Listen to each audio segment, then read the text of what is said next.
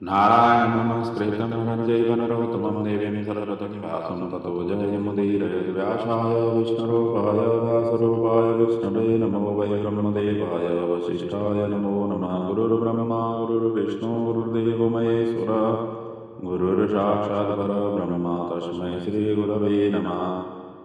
भक्तिभक्त भगवंत गुरु चतुर्नाम बबुए तिनके भगवंदन किए नाशे विघ्नाने। बोलिए श्री भागवत भगवान की जय। पुराण पुरुषोत्तम भगवान की जय। श्री व्यासी महाराज की जय। श्री सद्गुरुदेव भगवान की जय। श्रीमद्भागवत ज्ञानमयी गंगा की अवगान करते हुए हम दशम स्कंद के उत्तरार्ध की कथा में हैं। कल तक के प्रसंग में हमने अनिरुद्ध का लापता होना, बाणासुर की पुत्री उषा के द्वारा प्रेरित होकर के चित्रलेखा के द्वारा उनको अपहरण करना और इनके राजधानी में इनको रख लेना, वो भी अंतःपुर में उषा के साथ में। इस विषय को जानकारी जैसे पता लगी, बाणासुर ने भी कई बार आक्रमण किया अनिरुद्ध के लिए, उनको वध करने के लिए। और इधर भगवान श्री कृष्ण और इन परिकरों जैसे पता चला, इन्होंने भी दल बल के सहित बाणासुर की राजधानी शोणितपुर में जाकर के आक्रमण करना, इन सभी का हमने चिंतन मनन किया। ततो गत्वा भगवान श्री कृष्ण और भगवान भोलेनाथ के साथ में युद्ध होना और युद्ध के द्वारा तरह तरह के क्षेप्यास्त्र वहां पर प्रयोग में ले आना। जिर्मणास्त्र के द्वारा उनका भगवान रुद्र को नींद में सुला देना आदि इत्यादि का भी प्रश्न हमने कल से चिंतन मनन किया था। और अंततो गत्वा बाणासुर की पुत्री जो उषा थी और उनके सहित अनिरुद्ध को बाणासुर ने वापस कर देना। बाणासुर के 1000 हाथों में से 4 ही हाथ रख करके बाकी हाथों का छेदन कर देना, इन सभी का चिंतन था। उसके पश्चात हमने एक राजा नृग की भी उनको गिरगिट योनि में आना, कुएं में उनको गिरगिट योनि में पड़े, उस अवस्था में भगवान श्री कृष्ण का द्वारा उनको उद्धार करना आदि का भी हमने चिंतन मनन करते हुए कल की कथा को हमने विराम दिया था। वहीं से हम कथा को आगे बढ़ा रहे हैं। दशम स्कंद के उत्तरार्ध आज से कथा 65वां अध्याय से कथा प्रारंभ हो रही है। सुखदेव जी आगे वर्णन करते हैं। अब यहाँ पर बलराम जी का ब्रज गमन का प्रसंग है। गोकुल में जाकर के उन्होंने विहार करना और विहार के क्रम में यमुना को उन्होंने आकर्षण करना अपने हलों के द्वारा आदि इत्यादि का प्रसंग से आज की कथा प्रारंभ होगी।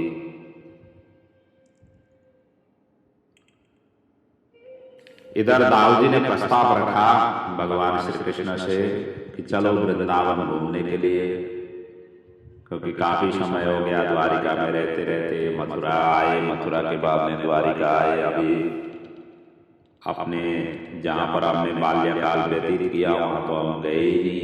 चलो इस बार घूमने जाते हैं। मधुमास का मुहूर्त है, अर्थात ये 2 महीने के लिए जाने की उन्होंने विचार की। श्री कृष्ण से भी उन्होंने अनुरोध किया, लेकिन श्री कृष्ण ने उनको मना किया। तो उन्होंने कहा कि आप चले जाइए, मैं यहीं ठीक हूँ, मैं द्वारिका संभाल लूंगा। और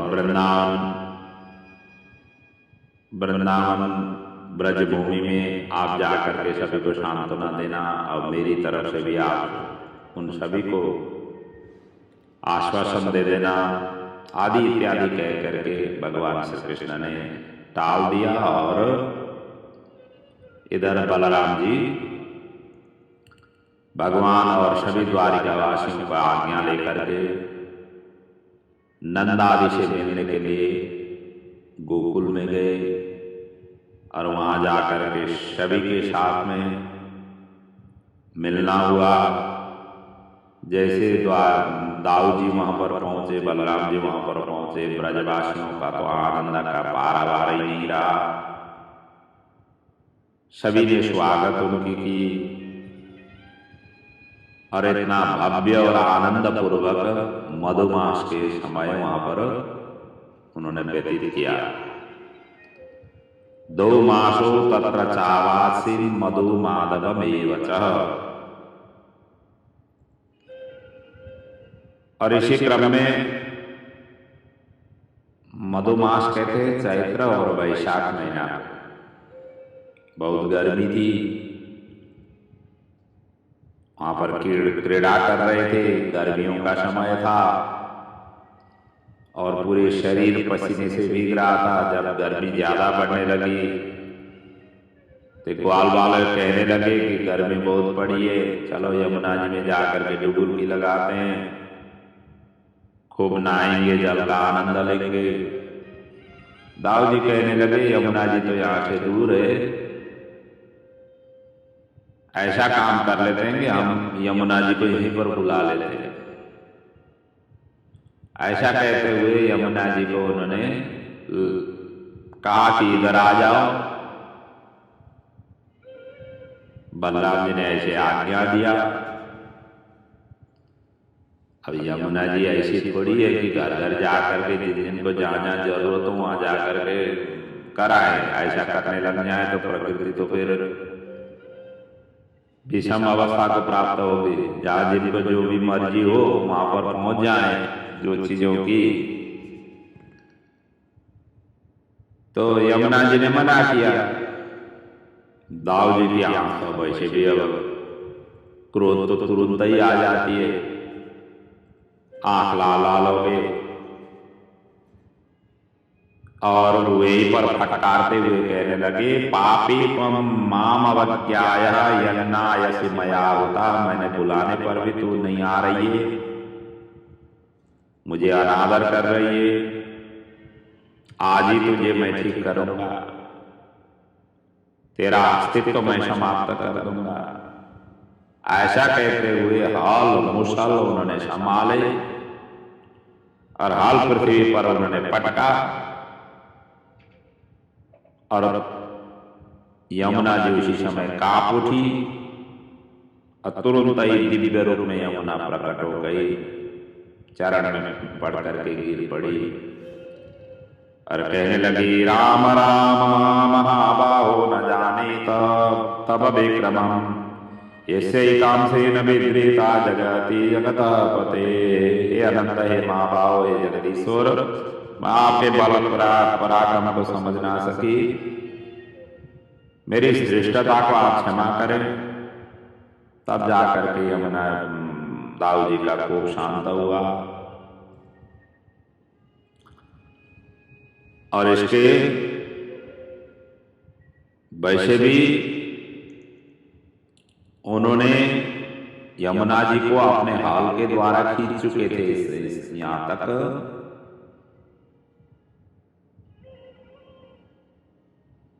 और इसीलिए आज भी वहां पर यमुना जी टेढ़ी मेढ़ी होकर के आपको दर्शन होगा।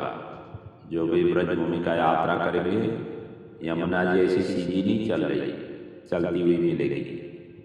ब्रजभूमि को एक तरह से परिक्रमा लगाती हुई यमुना जी आगे निकलती है और टेढ़ी मेढ़ी ढंग से। और बलराम जी के हाल के ही कारण ये सब चीज हुआ है। इसलिए सुखदेव जी यहाँ पर भी प्रकट कर रहे हैं अद्यापि दृश्यते राजन् यमुनांगा कृष्णवर्मणः बलस्यानंद वीर्यस्य वीर्यं सूचयति वही। ऐसा चरित्र का यहाँ पर वर्णन है। आगे जाकर के प्रसंग में वर्णन आती है पौंड्रक वध का प्रसंग। सुखदेव जी आगे वर्णन करते हैं। नंदा व्रजमते रामे पुरुषाधिपते वासुदेव देवो अहमित्यज्ञो दूतम कृष्णाय प्रायोत। अब बलराम जी जैसे यमुना की मतलब ब्रजभूमि की यात्रा की तो इधर द्वारिका में उत्पात मच गए, क्योंकि जब तक बलराम जी थे तब तक किसी को हिम्मत नहीं था कि उधर आंख उठा करके देखें। आज छुट्टी मनाने के लिए जैसे ब्रज की यात्रा की तो इधर दुष्टों की निगाह द्वारिका के ऊपर पड़ने लगी। और इसी क्रम में एक पौंड्रक नाम का राजा था जो स्वयं को भगवान सिद्ध करने की कोशिश में लग रहा था। भगवान की ताप प्रताप जो है ना जैसे फैलने लगी, होता तो ऐसा ही है संसार में भी। कोई किसी की कंपनी आगे बढ़ी तो उसी की ही नकल में दूसरी कंपनी खड़ा करके आगे बढ़ाने की कोशिश करते हैं। कोई किसी क्षेत्रों में आगे बढ़ रहे हैं तो उसी क्षेत्रों के लिए ही उसी के ही अनुरूप करके आगे बढ़ते हैं। कोई किसी ब्रांड चीजों की डिमांड ज्यादा होने लग गई तो उसी प्रकार के ये तो सारा कुछ आज के दिनों में भी ऐसा ही है। उन दिनों में भगवान श्री कृष्ण का प्रभुता महत्ता इतना बढ़ गया था और इससे सहन नहीं हुआ। एक पौंड्रक नाम का राजा वो खुद को ही भगवान सिद्ध करने के लिए उसने भी ये कोशिश की। कहते हैं ना नकल अक्ल के साथ में करनी चाहिए। किसी की नकल भी कर रहे हो तो अक्ल के साथ में करना चाहिए। इन्होंने अक्ल का इतना प्रयोग में नहीं ले आया, नकल करने की उन्होंने खूब कोशिश की और साथ में इनको भटका रहा था काशीराज, राजा काशीराज भटका रहा था, इसको उकसा रहा था। कहता था कि तू भगवान बन जा, मैं तेरा पुजारी बन जाऊंगा, दुनिया में सारा प्रचार प्रसार मैं करूंगा और तो भगवान बनकर पूजना। और जितना दुनिया वाले मूर्ख बना करके चढ़ावा आएगा या जो कुछ भी होगा वो सब हम दोनों आधा आधा कर लेंगे। पौंड्रक के ऐसी बातों से, काशीराज की बातों से और भी ये उत्साहित हो गया। उत्साहित होते ही भगवान का वो अभिनय करने लगा। नकली गरुड़ भी उसने बना लिया, नकली और दूसरे दो हाथ और भी लगा दिए। भगवान दो हाथ होते ही है, चार हाथ वाला बन गया और साथ में शंखा चक्र गदा पद्म भी नकली इसने बना लिया। सचमुच में थोड़ा सा एक दो स्विच ऐसे दबाने से आकाश में भी उड़ने लग गया। अब बोली वाली जनता तो सब पागल ही हो जाती है। जिधर से हवा बहती है उधर जो है ना लोगों का ज्यादा आकर्षण हो जाती है। और ढिंडोरा पिटा दिया यत्र तत्र सर्वत्र। और भगवान के सभी ने जो है ना उसको पौंड्रकाय नमो नमः कहते हुए सभी उनके जय जयकार करने लगे। जब ये स्थिति हुई और भी काशीराज ने और भी उकसाया, कहने लगा कि अब द्वारिका में जाकर पत्र भेजे, दूत को भेजे, जाकर के उनको कहें कि वहां से नगर खाली कर दे। हम हैं राजा, मतलब हम हैं भगवान, हम हैं जगदीश्वर। और जो अभी वहां पर रहे हुए श्री कृष्ण हैं वो तो केवल नकली है, हम शकली है। ऐसा कहते हुए उसने पूरा पत्र में उसी काशीराज की बात को लेकर के उसने दूत को भेजा। और द्वारिका में जाकर के दूत ने भी कहा कि पौंड्रक का कहना है कि वासुदेव वो है और उसी को आज से मानना है, और नहीं मानेंगे तो आप युद्ध करें। ऐसा उसने संदेश भेजवाया। जैसे संदेश भेजवाया, यहाँ दूत जाकर के कहता है कि वासुदेवो अवतीर्णो हम एको एव न चापरः भूतानां अनुकंपार्थं त्वं तु मिथ्या विदा त्यज। आप तो मिथ्या ही है, आप इनको छोड़ दे, आपका अपना बोरिया बिस्तर उठा करके यहाँ से चल दें, यहाँ से भाग जाएं। नकली आप हैं, शकली वो पौंड्रक है। ऐसा उसने दूतों के माध्यम से भेजा। और ये पत्र देखते ही उद्धव जी हंसने लगे, दोनों जने हंसने लगे। और अंततोगत भगवान ने दोनों हंसने करके भगवान ने कहा कि ठीक है, उनकी ऐसी इच्छा है तो हम उनकी इच्छा जल्दी से पूरा करेंगे, उनको यहाँ आने की जरूरत नहीं है, उनको कष्ट नहीं करें, हम ही उनका दर्शन करने कल ही पहुंच जाएंगे, आप जाइए यही संदेश दीजिए। ऐसा कहते हुए भगवान ने उस दूत को वापस करवा दिया। दूत भी पौंड्रक के पास में जाकर के सारा समाचार उसने बता दिया। अब वो द्वारिकाधीश अब कल ही आकर के दर्शन करने वाले हैं, कल यहाँ आएंगे। इतना सुनते ही पौंड्रक का जो धड़कन था, दिल का दौरा, वो तेज होने लग गई। और काशीराज के ही द्वारा ये सारा कुछ करा रहा था, तो काशीराज के ऊपर वो टूट पड़ गया है, आपने मुझे मूर्ख बनाया। और उसने तो चैलेंज दे दी, अब क्या हो जाएगा, कल यहाँ आ जाएगा तो कैसे उनको सामना करेंगे।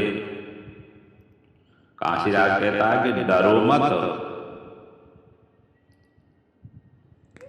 और भगवान ऐसे थोड़ी बने जाते, थोड़े बहुत तो कष्ट तो उठानी पड़ेगी। ऐसा कहते हुए उन्होंने ढाढ़स मारा। और इतने में ही भगवान दूसरे दिन, अब दूसरा दिन भी हो गया, भगवान भी वहां पर पहुंचे।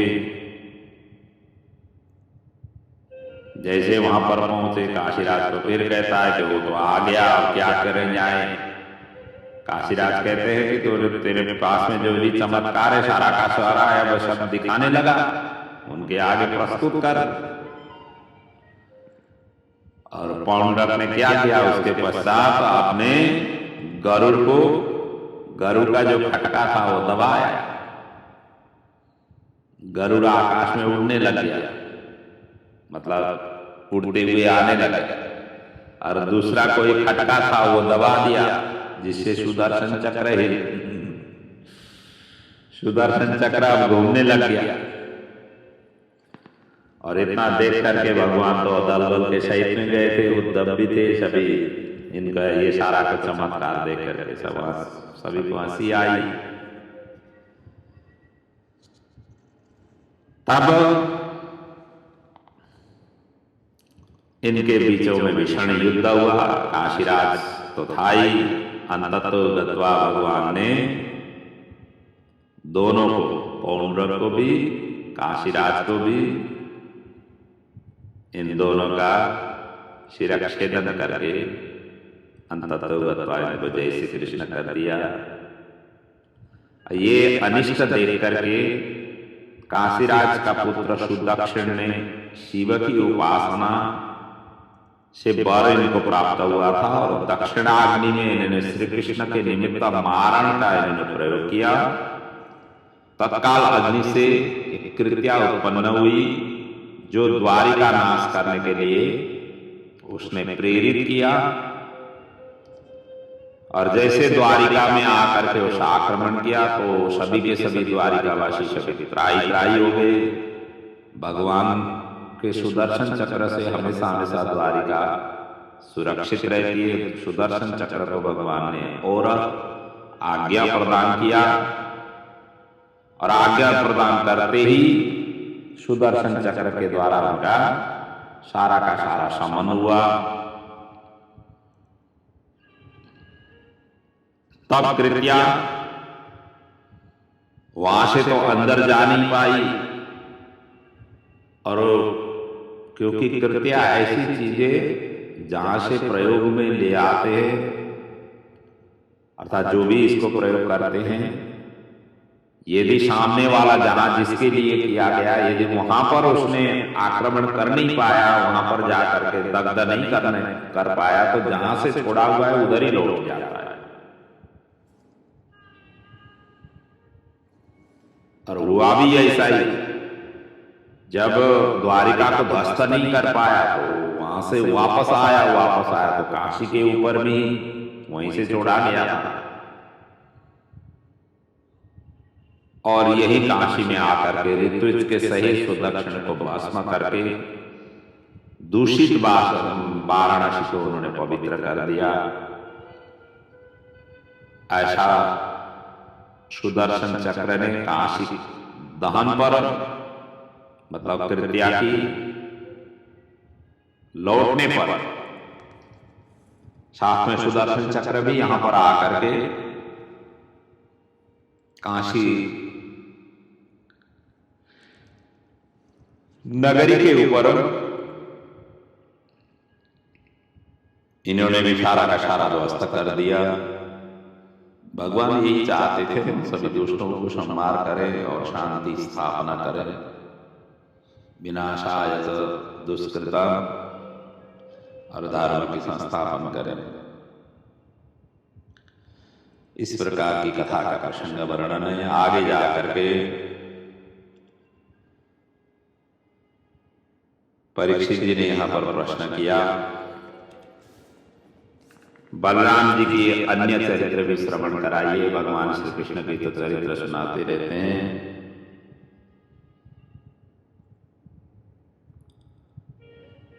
और आगे के बलराम जी के क्या क्या चरित्र हुए वो भी कम से कम सुनाइए। बीच बीच में दाऊ जी की कथा में बड़ा आनंद आती है, वो है ये आनंद देने वाले। उनकी कथा बहुत कम सुनाते हैं, भगवान श्री कृष्ण की कथा ज्यादा सुनाते हैं। ऐसा जब परीक्षित ने जिज्ञासा रखी, तब सुखदेव जी अब दाऊ जी के अन्य प्रसंग में यहाँ पर श्रवण करा रहे हैं। नरकस्य सखा कस्य द्विविदो नाम वानर, सुग्रीव सचिव सोथ भ्राता मंदस्य वीर्यवान। द्विविध वानर नरकासुर भौमासुर का ही सखा था। रामावतार में सुग्रीव का मंत्री था, और मैं मंदकाय पराक्रमी भाई था। और ये बानर, इस बानर ने दाऊ जी का वरुण कलश छोड़ दिया था। दाऊ जी के अपने हल मुसल के द्वारा उस द्विविद को भी उन्होंने आगे जाकर के संहार किया। ये बानर भौमासुर का बदला लेने के उद्देश्य से द्वारिका के पास में कभी आकर के आग लगा देता था, कभी नगर पर चट्टानें गिराता था, कभी समुद्र को रोक करके समीप के गांव को पानी से डुबा देता था। और इसमें 10,000 हाथी का बल था।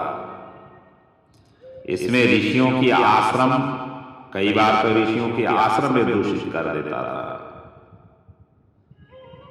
और इस ऐसा उपद्रव को देखते हुए बलराम जी एक दिन रेवत पर्वत पर स्त्रियों से रमण कर रहे थे, और वहीं पर ये पहुंचा। बलराम को धृष्टता पूर्वक उसने तिरस्कार किया। दोनों की आपस में यहाँ पर घमासान युद्ध हुआ।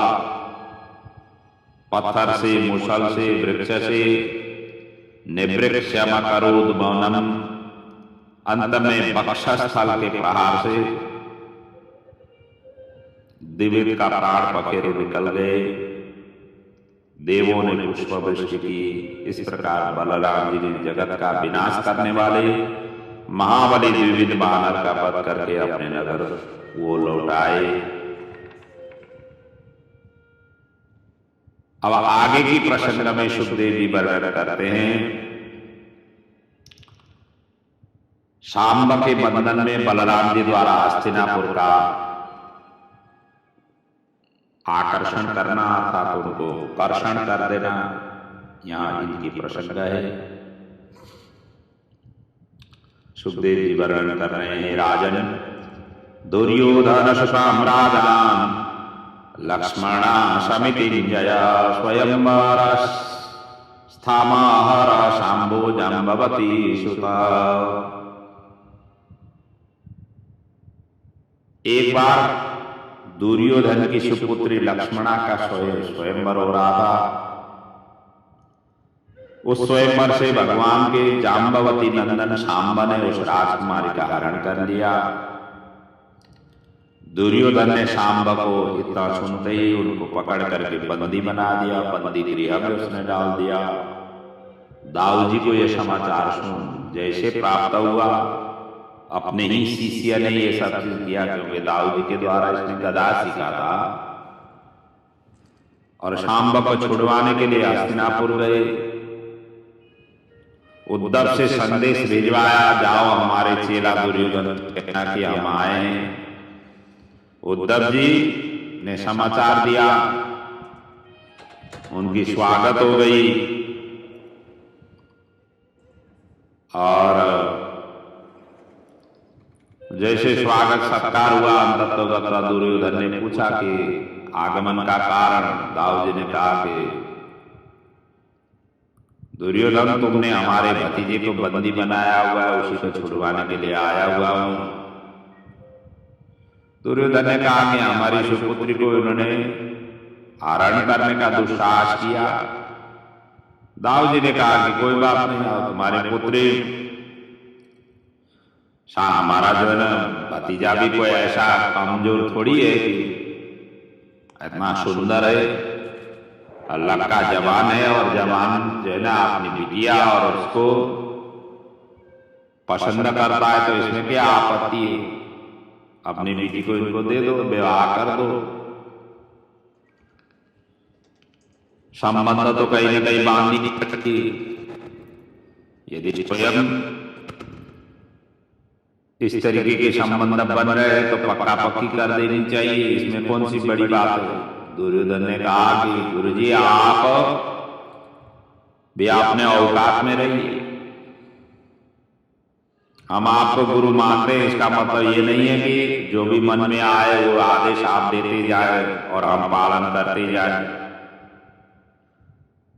हम कोई ऐसे सामान्य राजा नहीं, हस्तिनापुर के राजा है। तो इस तरीके से उसने भी प्रतिवाद किया। दाऊ जी ने अपने हल मुसल संभाल लिए। और तू इतना गर्व करता है अपने हस्तिनापुर के ऊपर और गुरुदेव का जो अपमान करता है, आज मैं दिखा देता हूं कि हस्तिनापुर को सीधा गंगा जी में जय श्री कृष्ण कर दूं।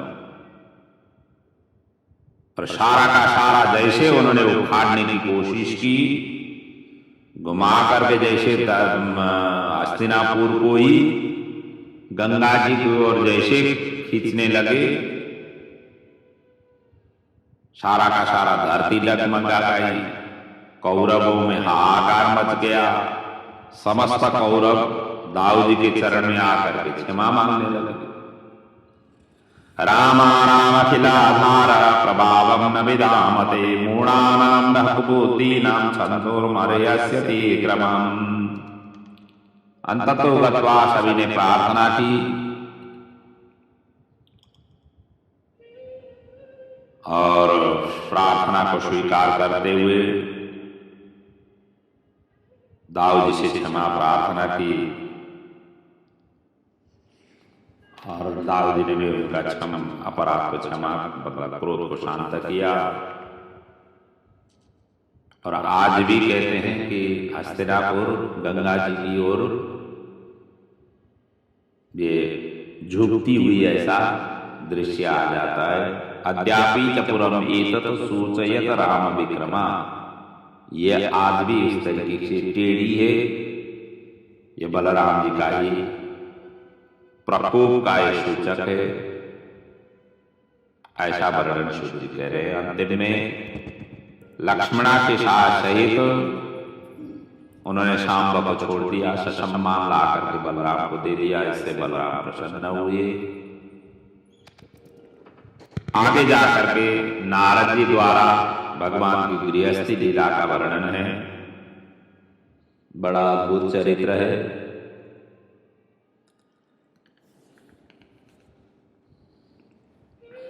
नारद जी को एक दिन कौतूहल हुआ, इतने बड़ी गृहस्थी कैसे संभाल रहे हैं। नारद जी तब यह बारी से दूर है, खुद ने घर गृहस्थी संभाला ही नहीं है, तो उनको क्या पता घर गृहस्थी कैसे होती है। गृहस्थी तो उनको पता होता है जो घर गृहस्थी में रहे हुए, जिन्होंने संभाला हुआ है। परीक्षा लेने में वैसे ही व्यक्ति को भेजनी चाहिए। यहाँ पर गृहस्थी जीवन में फंसे हुए व्यक्ति के बदले में नहीं फंसे हुए व्यक्ति जा रहे हैं और परीक्षा लेने।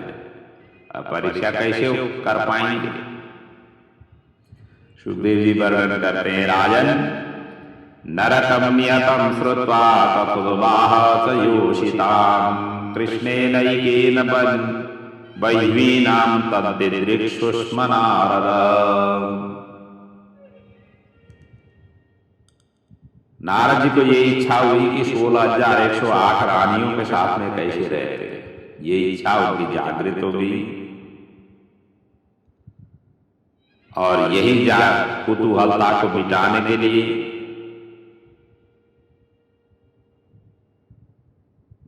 उनकी घर गृहस्थी की दिनचर्या देखने के लिए नारद जी द्वारिका पहुंचे और प्रवेश किए और सभी जगह प्रभु अलग अलग कार्य करते हुए उनको दिखाई दिए। नारद जी तो होश उड़ गए, भगवान के चरण में गिर पड़े। ये कैसी विचित्र लीला है। सर्वप्रथम नारद जी रुक्मिणी के भवन में गए। भगवान पर्यंक में चावल डुलाती हुई रुक्मिणी का दर्शन। मुनि को देख करके स्वागत स्वतः वहां पर हुई। चरण धोए, चरणामृत लिए, कुशल क्षेम पूछा गया, क्या सेवा करूं। इसके पश्चात नारद जी सत्यभामा के भवन में गए। उद्धव के साथ चौपट खेल रहे, वहां पर पासा खेल रहे हैं। कई बच्चों को गोदी में लेकर के दुलार कर रहे हैं, कहीं पंच यज्ञ कर रहे हैं, कहीं भोजन, कहीं संध्या, कहीं ढाल तलवार ये सजाते हुए, कई पर्यंक पर सोए हुए आराम कर रहे हैं, कई मंत्रियों के साथ में परामर्श कर रहे हैं, कई व्यास द्वारा मांगलिक कथा सुन रहे हैं, कई पुत्र पुत्रियों की विवाह हो रही है, कहीं गोदान, कहीं जल विहार।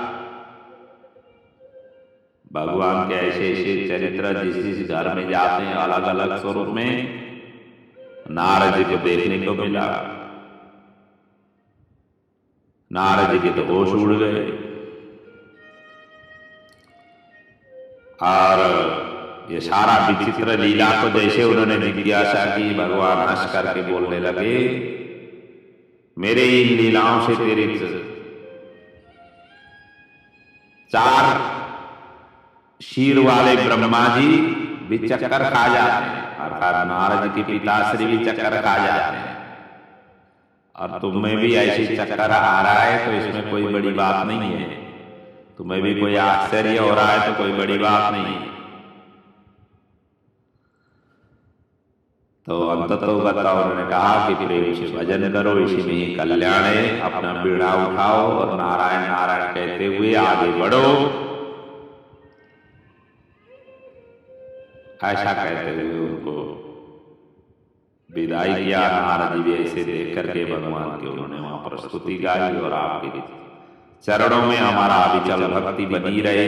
उन्होंने एक कामना की। भगवान ने नारद जी को यत्र तत्र सर्वत्र सम्मान उन्होंने प्रदान किया।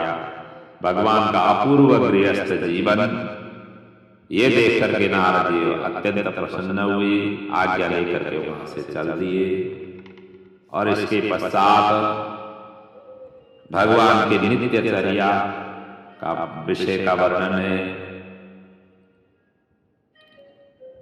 और उसके पश्चात जरासंध के कैदी राजाओं को दूत आ जाना,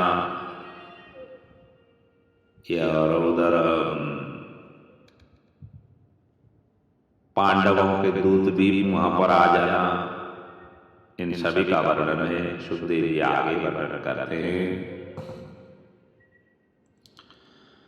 अथो शास्यापप्रेतायाम ककोटान्कुजतोष शपन गृहीता कंठ्यपतिर्भिर माधव्यो विरहातुरा। सुबह के समय में जैसे मुर्गों की आवाज से भगवान उठ जाते हैं और पत्नियां प्रेमी का वियोग से मुर्गों को कोसती थी, भगवान ब्रह्म मुहूर्त में उठते थे। इसी का वर्णन यहाँ पर सुखदेव जी कर रहे हैं। ब्राह्मे मुहूर्तोत्थाय वायुष्पस्पृश्य माधव दध्यो प्रसन्नकरण आत्मानं तमसा परम। ब्रह्म मुहूर्त में जागते और नेत्रों से जल से नेत्रों को प्रक्षालित करके प्रसन्न मुद्रा में अपने आत्मा ज्योति स्वरूप का ध्यान करते हैं। फिर सुंदर निर्मल जल में यथाविधि स्नान करते हैं। सूर्योदय से पूर्व अग्निहोत्र करने के बाद सूर्योदय होने पर अपने माता पिता गुरुजनों को दंडवत करते हैं, ब्राह्मणों को गाय का दान करते हैं। फिर अपना दिव्य श्रृंगार करके रथ में बैठ करके भगवान सुधर्मा सभा में जा पहुंचते हैं। और ये सुधर्मा सभा बड़ी अद्भुत सभा है। चाहे जितने भी सदस्य जहां से भी वहां पर पहुंचे, एक आसन हमेशा हमेशा खाली ही रहती है। और यहां पर कोई भी विकार सभा में प्रवेश कर नहीं सकती। आज उस सुधर्मा सभा में एक दूत ने ला करके पत्र दे दिया।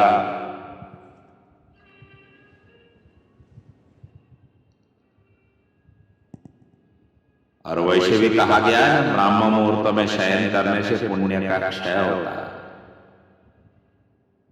ब्राह्मे मुहूर्ते या निद्रा सा पुण्य क्षयकारिणी ताम कुर्वाणो द्विजो मोहात् पादकृच्छेन शुद्धति। पादकृच्छ व्रत से शुद्ध हो जाते हैं यदि द्विज इसके लिए मोह करते हो तो। क्योंकि ब्राह्म मुहूर्त की बड़ी ही तेजस्वी स्वरूप रहती है। ब्राह्म मुहूर्त में जितना मन सके जब तब ध्यान आराधना करनी चाहिए। भगवान का चिंतन ही नहीं, अन्य विषयों के भी चिंतन। यदि विद्यार्थी हैं ब्रह्म मुहूर्त में उठ करके यदि अध्ययन में लग जाए, विद्यार्थी में मेधावी शक्ति प्रखर होकर के आगे बढ़ती है।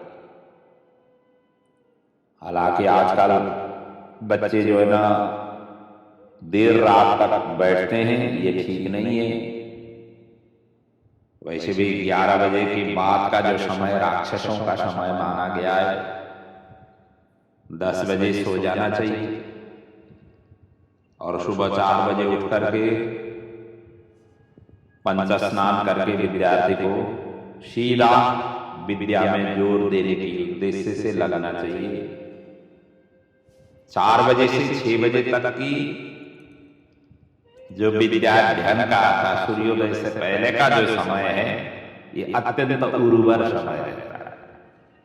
और इस समय जो भी चिंतन करे, जो भी अध्ययन करे, वो सीधा का सीधा प्रिंटेड होकर के बैठ जाए। तो ऐसा पत्र लेकर के वहां पर एक दूत आया। दूत ने ये कहा कि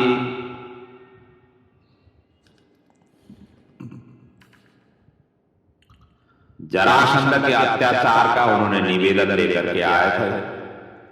ये जरासंध के कैदी खाने में 20,800 राजा कैदी बने हुए पड़े हैं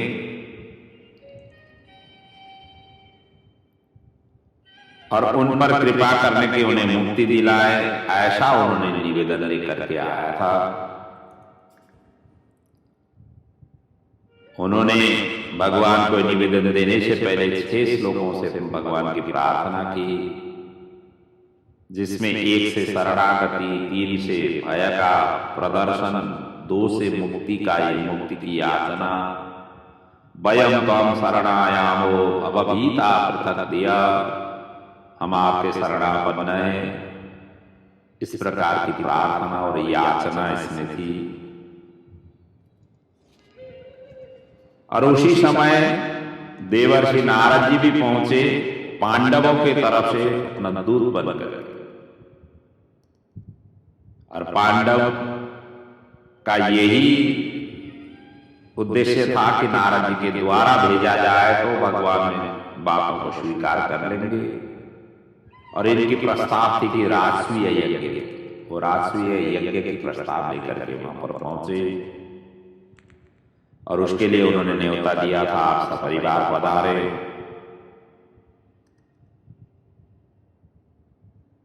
और पहले वाले दूतों को तो भगवान ने कहा कि हम जल्दी ही आप लोगों की मनोकामना पूर्ण करेंगे, ऐसा कहते हुए जरासंध की तरफ से, मतलब उसकी बंदी गृह से जो दूत आए थे उनको तो ऐसा उन्होंने उत्तर दे दिया।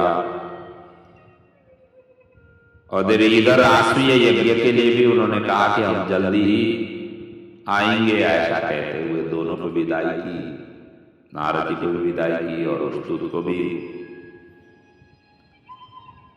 और भगवान ने उद्धव से पूछा कि अब कहाँ जाना चाहिए। दोनों को तो कहा कि जल्दी जल्दी आ जाएंगे।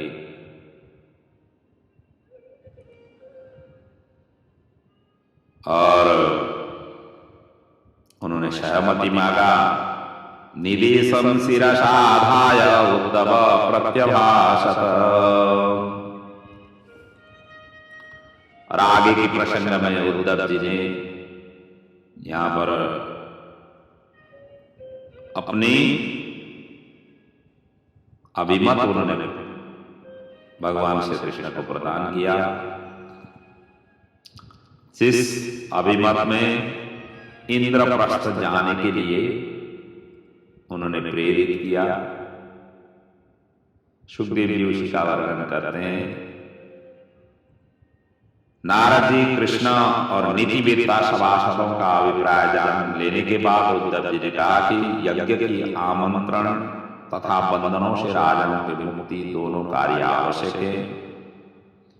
यश्चव्यम राजसूयेन दिक्चक्रुः जैना विभुः अतो जरासुतः जय उभयार्थो मतो मम।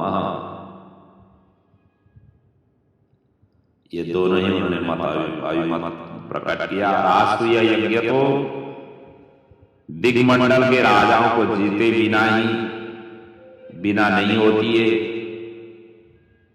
और इसके लिए जरासंध बाकी है। इसे जितना आवश्यक है, इसके लिए सबसे पहले उपाय करना चाहिए। और आपने तो बार बार उनके साथ में युद्ध किया हुआ। ये पांडव इतने बलशाली है, उनके जो ऋषिपुत्र अर्जुन और भीम को भी साथ में लेकर के इनका वध करना उचित होगा। इसीलिए सबसे पहले इंद्रप्रस्थ जाएं और इंद्रप्रस्थ में जाकर के सारा कुछ वहां से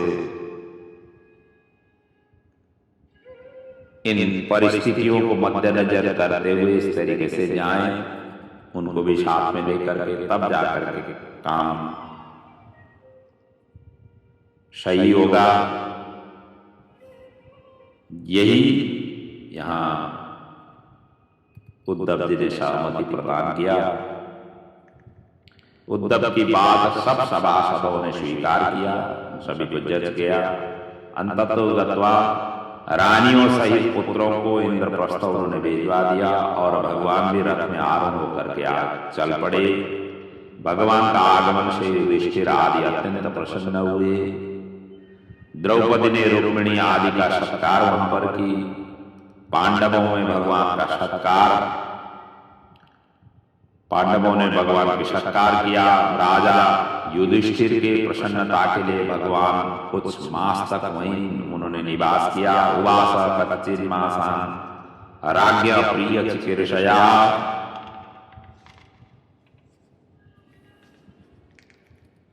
और इसके पश्चात सुग्रीव जी आगे वर्णन करते हैं।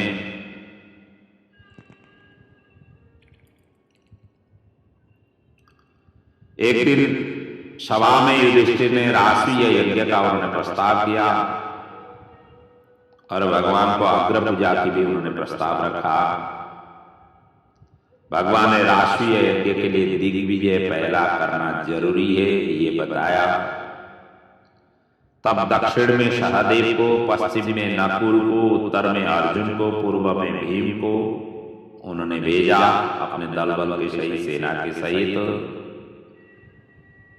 लेकिन जरासंध को छोड़कर के सबको विजय करके धन दौलत उन सभी ने जो भी उपहार में मिले थे वो सारा का सारा एकत्रित करके ला करके युधिष्ठिर को सौंप दिया।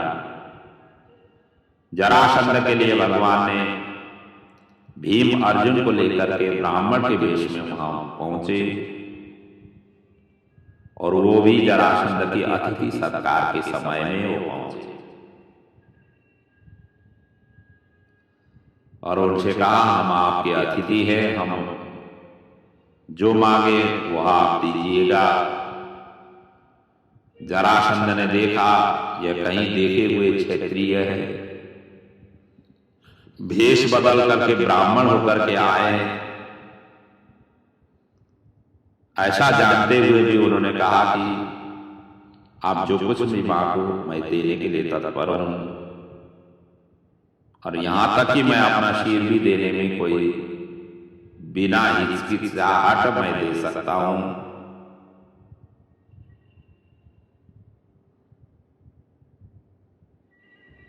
और ददाम्यात्मः शिरोऽपि वा, मैं अपना शीर भी देने के लिए तैयार हूं।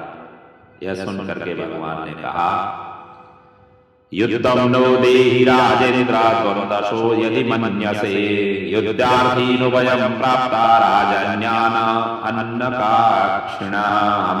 हम लोग अन्न के आकांक्षा से यहाँ पर आए नहीं, अन्य वस्तुओं की, पदार्थों की आकांक्षा से यहाँ उपस्थित नहीं हुए हैं। हम द्वंद युद्ध की भिक्षा मांगते हैं। जब इस तरीके से भगवान ने कहा तब जाकर के जरासंध ने पूछा आप लोग कौन? तब भगवान ने पुनः कहा अशौग्री कदरो पार्थ तस्या वार्तार्जुनो अयम् अनयोर्मातुलेयो मां कृष्णं जानीहते रिपुम्। अशौग्रीकदर पार्थ, ये वृकदर भीमसेन है और उनके भ्राता अर्जुन ये दूसरे हैं। अनयोर मातुलेयो मां, उनका मैं मामा हूं, मामा लगता हूं और मेरा नाम है कृष्ण। और इस विषय में तो आप जानते ही हो क्योंकि आपका पूर्व परिचित मैं शत्रु हूं। इस तरीके से परिचय पाकर के जरासंध हंस उठा और कहा कृष्णा मैं तुमसे नहीं लड़ूंगा क्योंकि तुम रणछोड़ हो चुके हुए हो। तो डरपोक हो, भगोड़े हो, कहीं अभी यहां पर भी युद्ध करूंगा तो भाग जाओगे। तुमसे तो मैं युद्ध नहीं करूंगा। और दूसरा ये अर्जुन है, ये इनकी हड्डी लगता है कमजोर है, थोड़े से पतले भी लग रहे हैं। इसकी अवस्था अभी बहुत छोटी है क्योंकि युद्ध तो उसी के साथ में करनी चाहिए जिनके जो हड्डे कट्टे हो। ये बच्चा जैसा है, इससे मैं दंड युद्ध करने के लिए लायक नहीं हूं। और तीसरा ये जो भीमसेन है, ये मेरे समान का बल बाला लगता है। भीम हस्तुल्यो बलो मम, मेरे लिए तो भीमसेन ही युद्ध के लिए ठीक लग रहा है। और इतना कह करके भीमसेन को उन्होंने एक गदा पकड़ा दी, एक गदा खुद भी ले लिया, नगर के बाहर अखाड़े में आ गया और दोनों वीर भिड़ गए। दिन में युद्ध करते थे, रात्रि में जरासंध अतिथियों के रूप में उनकी खातिरदारी करता था। इस प्रकार लड़ते लड़ते इनका 27 दिन पूर्ण हुआ। और ये 27 नक्षत्र के प्रतीक है। और ये नक्षत्र जो है ना, 27 नक्षत्र माने गए हैं। फिर भी भीम से पराजित नहीं कर सके। भीमसेन के अंग शैथिल्य की ओर, मतलब शिथिलता तो हो ही गई। अंततोगत्वा भीमसेन ने कहा कि अब मुझसे मेरा युद्ध, मैं इससे युद्ध नहीं कर पाऊंगा। मेरे हाथ पैर सब रक्त रंजित हो गए, मैं शैथिल्य को प्राप्त हुआ हूं। यदि कहीं कल भी मुझे युद्ध करना पड़े तो जरासंध मुझे जय श्री कृष्ण कर देगा। भगवान ने कहा तुम युद्ध तो करते हो, लेकिन मेरी तरफ कभी देखते नहीं हो, यही तुम्हारी भूल है। कल युद्ध करते करते मेरी ओर देखना। भगवान ने इस तरीके से कहा। और दूसरे दिन की युद्ध प्रारंभ हुई। भीमसेन ने भगवान की ओर देखा तो भगवान ने एक तीन का ले लिया और तीन का लेकर के उसको चीर डाला। और चीर डाल करके फिर उन्होंने विपरीत दिशाओं में उनको फेंक दिया। क्योंकि भीमसेन ने यही कहा था ना, न शक्तो हम जरासंधम निर्जेतुम युधि माधव, मैं नहीं करूंगा। और इतना ही नहीं, भगवान ने दूसरे दिन जैसे युद्ध में जा रहा था, भगवान ने शीर पर उनको हाथ रख दिया, दिव्य शक्ति भी उनको प्रदान किया। और जब इस तरीके से दिखाया तो भगवान भीमसेन को अब भगवान की संपूर्ण शक्ति उनके अंदर में आविर्भाव हुआ था उस दिन। और भगवान ने ये उपाय भी बता दिया, तो उसको पटक करके पृथ्वी पर गिराया और बीच में से उसको फाड़ करके, बड़ा जोर लगा करके उसको फाड़ लिया और विपरीत दिशा में फेंक दिया। इस प्रकार से जरासंध का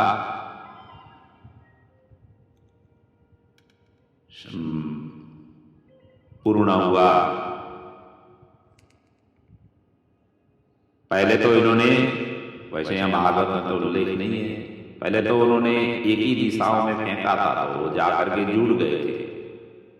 फिर दोबारा इनको करना पड़ा विपरीत दिशा में, अब जाकर के उसका शरीर पूर्ण हुआ। और उसी का वर्णन सुखदेव जी करते हैं। एकम पादम पदाक्रम्य दोर्भ्याम मन्यम प्रगृह्यसः गूदतः पाटयामास शाखामीव महागज। जैसे महागज हाथी शाखामीव, कोई वृक्ष की शाखाओं को जैसे चीर फाड़ देता है, उसी प्रकार गूदतः, गुदा भाग से इस तरीके से इनका फाड़ दिया।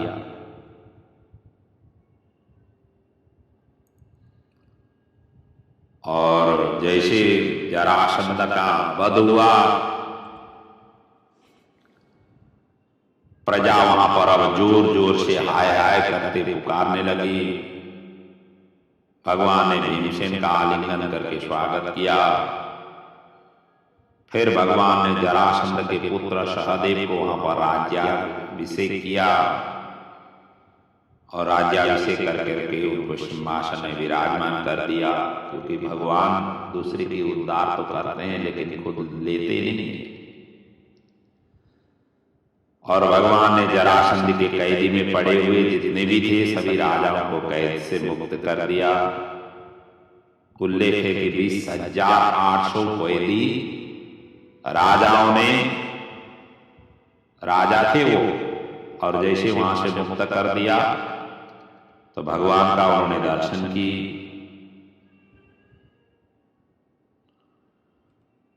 और तो सभी के सभी राजा बड़े प्रसन्न हुए, गदगद हुए, और इस बात को उनको दुख भी नहीं हुआ, अर्थात दुख भी वो भूल गए कि हम कैदी में इतने दिनों से पड़े हुए हैं, भगवान के दर्शन करते सारा वो भूल गए। भगवान का मुख कमल इतना सुकोमल है, वर्षाकालीन मेघ के समान उनका सावला शरीर है, और रत्न नारे के नेत्र हैं, कमल के सदृश के नेत्र हैं। पद्म गर्भारूढ़े क्षणम, इनका क्षण ही पद्म गर्भा कमल के जैसी है। प्रभु का सुंदर शरीर प्रसन्नता का सदन है।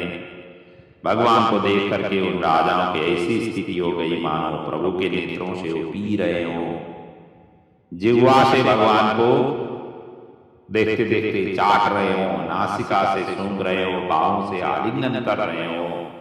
उन्होंने प्रभु को प्रणाम करके कहा। यहां पर राजाओं ने बड़ी दिव्य स्तुति गाई। सुखदेव जी उसी का वर्णन करते हैं जो 20,800 अयुते द्वे शतान्यष्टो लीलाया युधि निर्जिता ते निर्गता गिरिद्रोण्यम मलिना मलमाभासस। यहां उन्होंने 9 श्लोकों से भगवान की स्तुति गाई।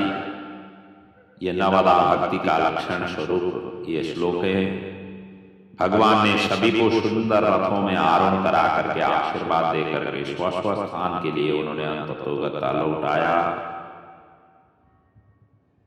और इधर उन्होंने जो स्तुति गाई सुखदेव जी उसी का वर्णन करते हैं। नमस्ते देव देवेश प्रपन्नार्तिहराभ्यय प्रपन्नान् पायिन कृष्ण निर्मन्नान् घोर संस्कृते। हम आपको नमस्कार करते हैं।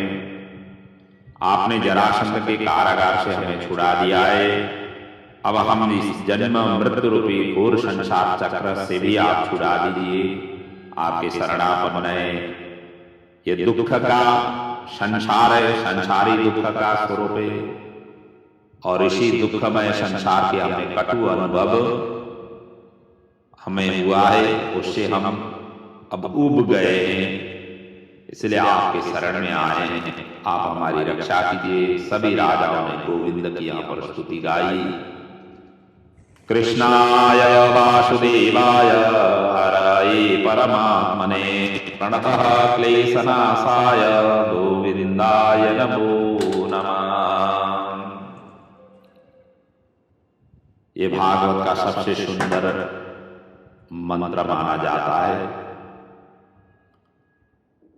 प्रणत जनों का क्लेश दूर करने वाले हे कृष्ण कन्हैया, हे गोविंद, हे द्वारिकानाथ, आपको हमारा प्रणाम है। और ये श्लोक इतना प्रसिद्ध श्लोक है, भागवत का संकट मोचन मंत्र भी माना जाता है इसको। और इस स्तोत्र का नित्य चिंतन मनन करने से सभी प्रकार की क्लेश, ताप, संताप सभी दूर हो जाते हैं। ऐसे गोविंद भगवान को यहाँ पर प्रणाम की गई है। ऐसे प्रभु हम सभी के ऊपर में कृपा करें। यही प्रभु के चरणों में वंदन प्रार्थना सहित इसी श्लोक के द्वारा आज की कथा को यहाँ पर विराम ले रहे हैं। प्रभु हम सभी के जीवन में सभी प्रकार से मंगल करें। भागवत की कथा का आनंद भागवत कथा की पुण्य आपके परिवार में, आपके जीवन में, आपके पूर्वजों के लिए, आपके आने वाले पीढ़ियों के लिए सतत रूप से ये आशीर्वाद प्रदान करें। यही प्रभु के चरणों में वंदन प्रार्थना सहित, भागवत चरण के वंदन प्रार्थना सहित आज की कथा को हम विराम ले रहे हैं। ओम पूर्णमदः पूर्णमिदं पूर्णात् पूर्णमुदच्यते पूर्णस्य पूर्णमादाय पूर्णमेवावशिष्यते। बोलिए श्री भागवत भगवान की जय, पुराण पुरुषोत्तम भगवान की जय, सद्गुरुदेव महाराज की जय।